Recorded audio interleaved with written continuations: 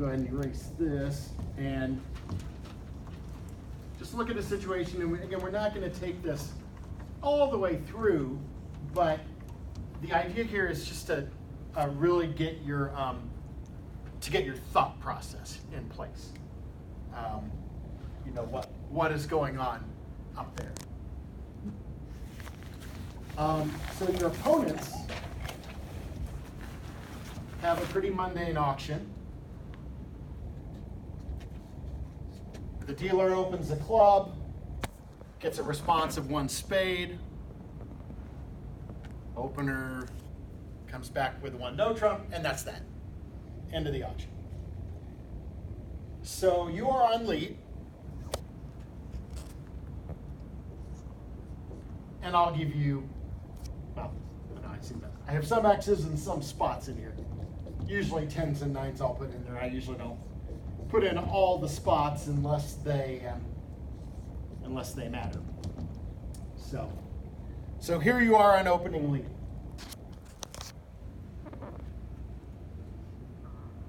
All right, well let's work on the high card points first. Let's try and put points in everybody's hand.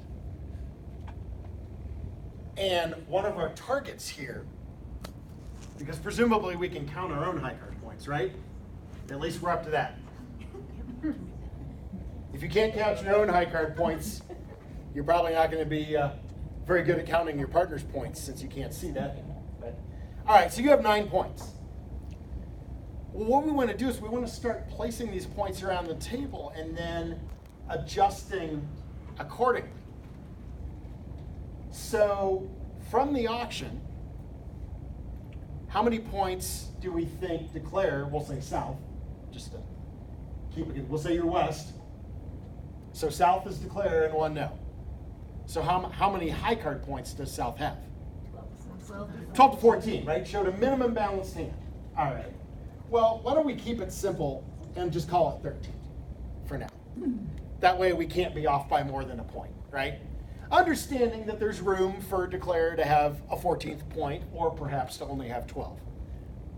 But if we go ahead and assign 13, we won't be far off, and this will help us with the rest of our process. All right. Now, what about the dummy, north? What do we expect to show up in the dummy, point-wise? 6 to 9. I think we'd say 6 to 10, 6 to 9 or 10. Anything more than 10, we figure north would be inviting, right? Would probably be inviting a game with 11 or 12, or forcing the game with more. All right, well, so what does that leave for your partner?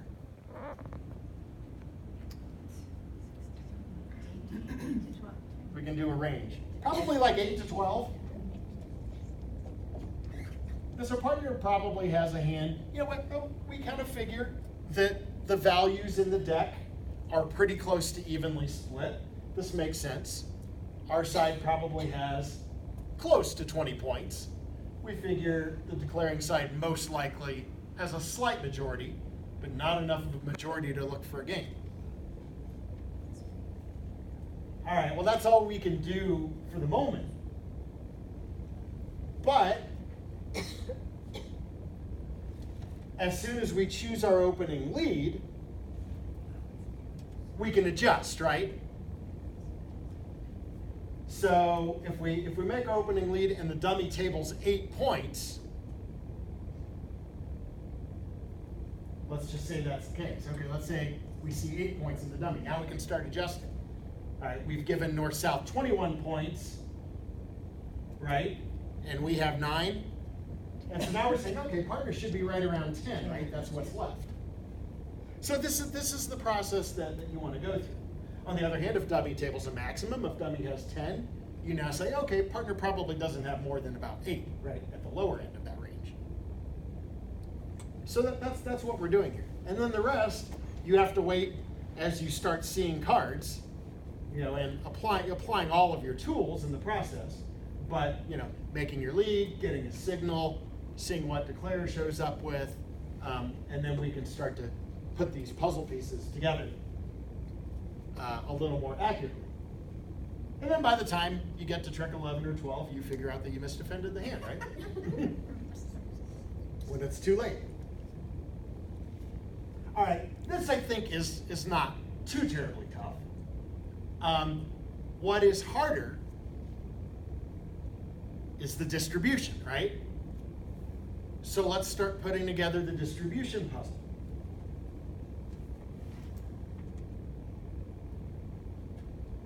And let's work on declare again, because that's that closed hand is what we want to figure out. So we declare down here with this minimum opening balanced hand.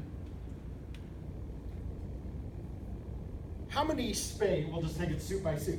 Spades. How many spades do we expect declare to have? Less than three. Right. So 3 at a max, right? Because wouldn't South have raised? We would hope would have raised partner spades. Remember, the one spade response promises only 4. So usually we like to have 4 to raise for opener. So I think at most, probably only 3. Could opener have a doubleton? All right. Could opener have a singleton? This gets into partnership style a little bit. It is less than ideal to be rebidding a no trump with a singleton. You should have a balanced hand. You should really only rebid a no trump if you're absolutely stuck and every other bid looks bad. Usually a bad habit to rebid, to have your first rebid of no trump be a singleton. We're not saying you can't ultimately play a no trump, but we don't want that to be your opening or your first rebid. All right, well, if this is the balanced hand that has been advertised, this should be exactly 2 or 3 spades. Now, it may take a while for us to figure that out. No, we don't know. We'll see if declare attacks that suit or not. What about the heart suit?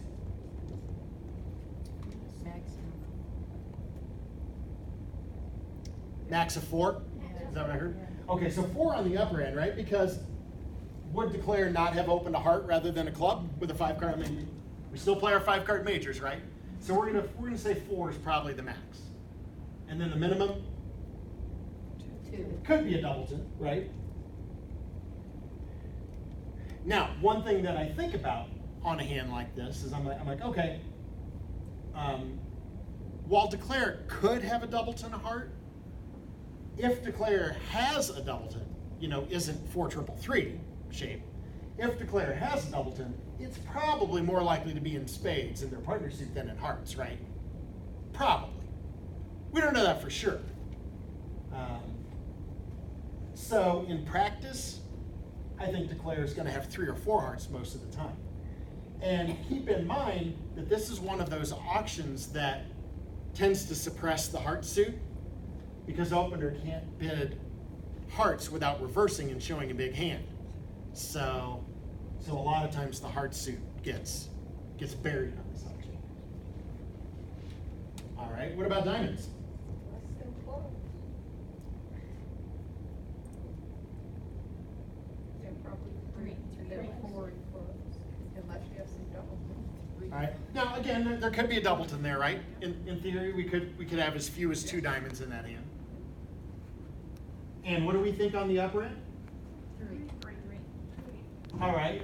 And why do we think that declare has exactly 2 or 3 diamonds? Why do we think declare doesn't have 4 diamonds? Because they would have opened diamonds. Back to the opening bid, right? If we're choosing a minor, if that hand had 4 diamonds, they're probably opening a diamond, not a club, right? At least if we follow all of our normal bidding standards. And we know that the club opening promises 3, right? So 3 should be the minimum. And then on the upper end for clubs? Could be a 5-card suit, right? Yeah. Yeah, remember we can have a 5-card suit. 5-3-3-2 is in fact a balanced shape. One of the things, and by the way, I think one of the reasons that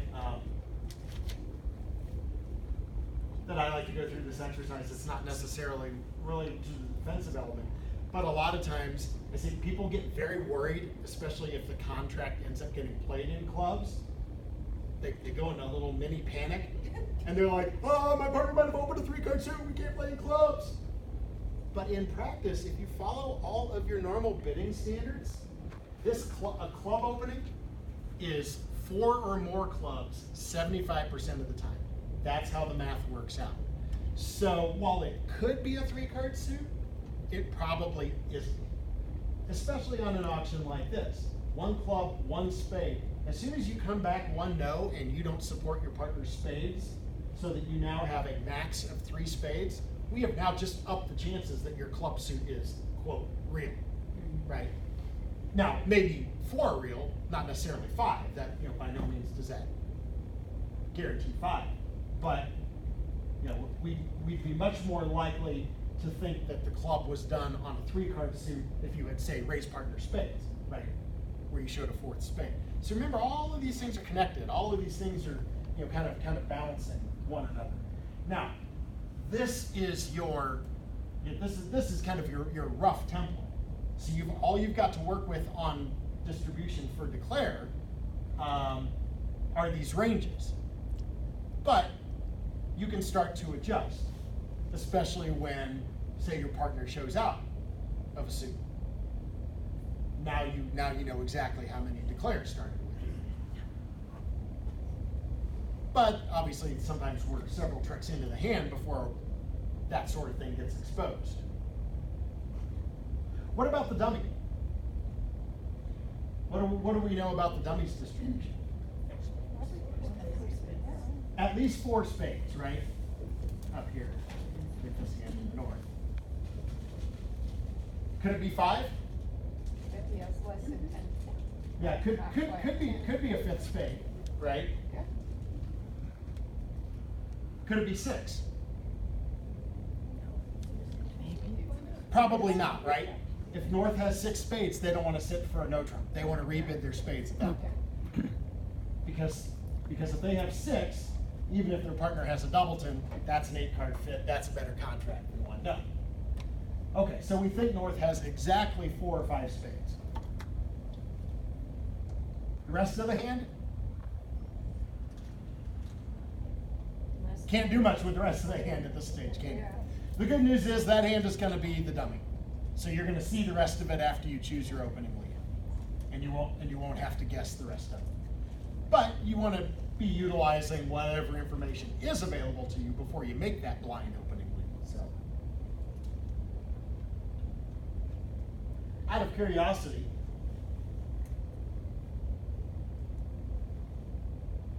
what do you lead against 1 no with this hand?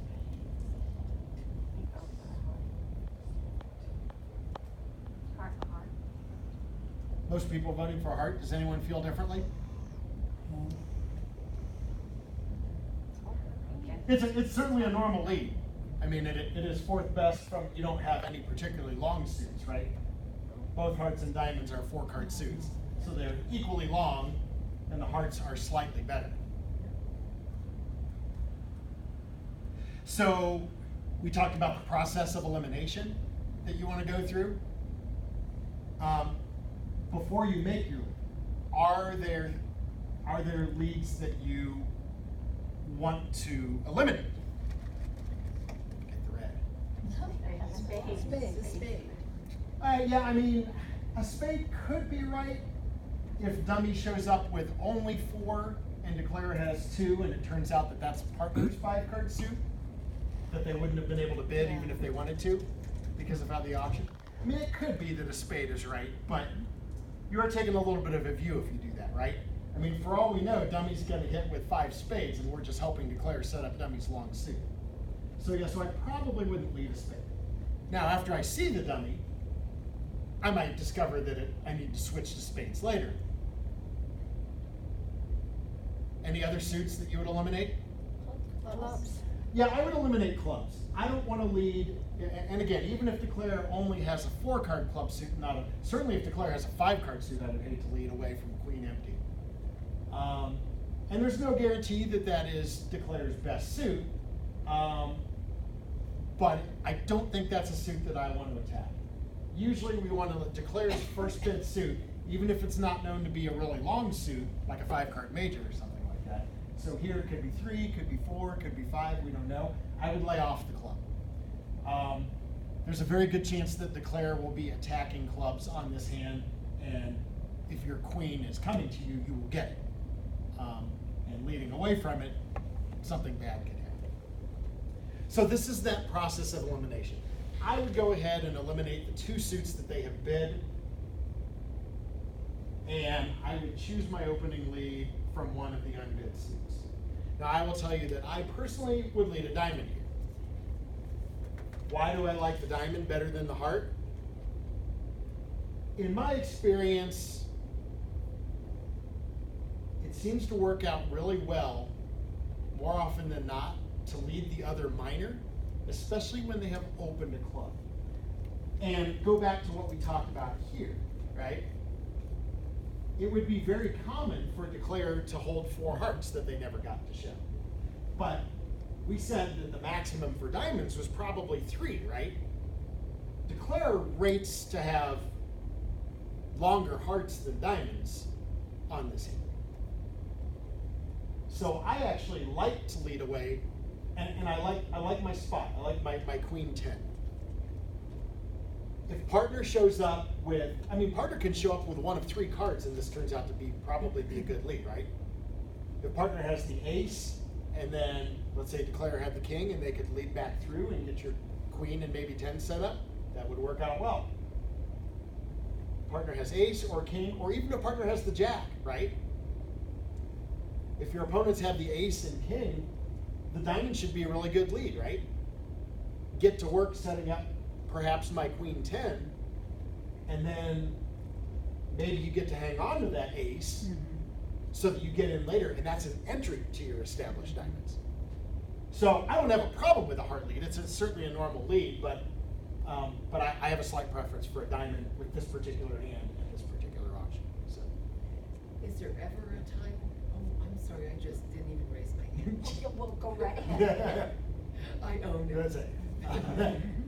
Is there ever a chance, a time that you would want to lead the spade?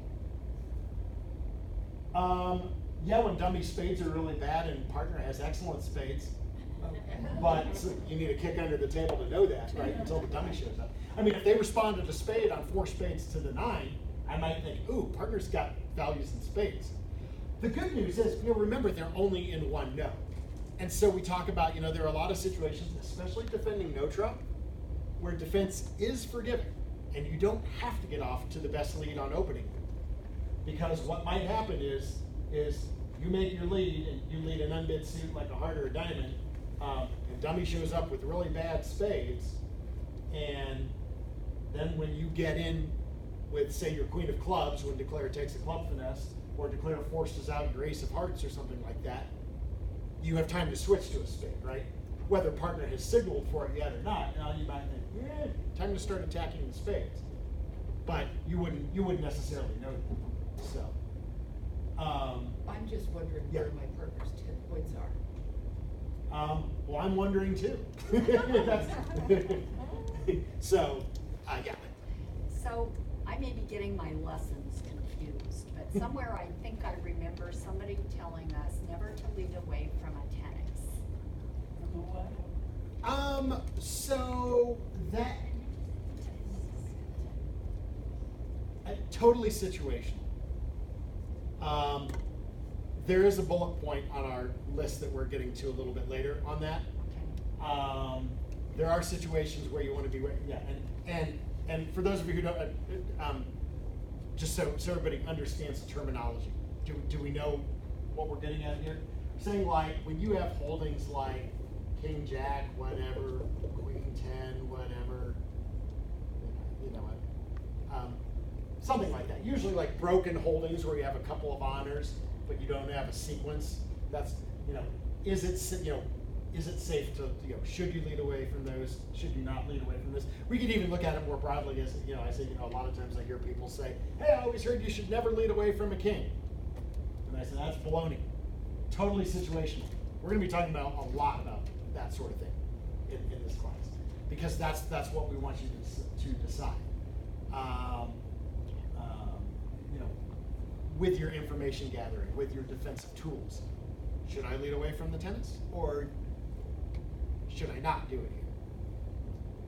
If the person on my right opened 2 no trump, known to have a big balanced hand, that's a situation where I can say, I don't want to do that. So, totally situational. On the other hand, you know, there are options that definitely call for it. And that would be what we're going to talk about next time. Actually, that would be considered an attacking defense. If we're, you know, usually if we're leading from a king or a king jack or a queen or a queen 10 or king 10, whenever we lead from those holdings, we're making an aggressive attacking type of lead. So. All right. Any more questions about this particular layout? So what I want to do next is talk about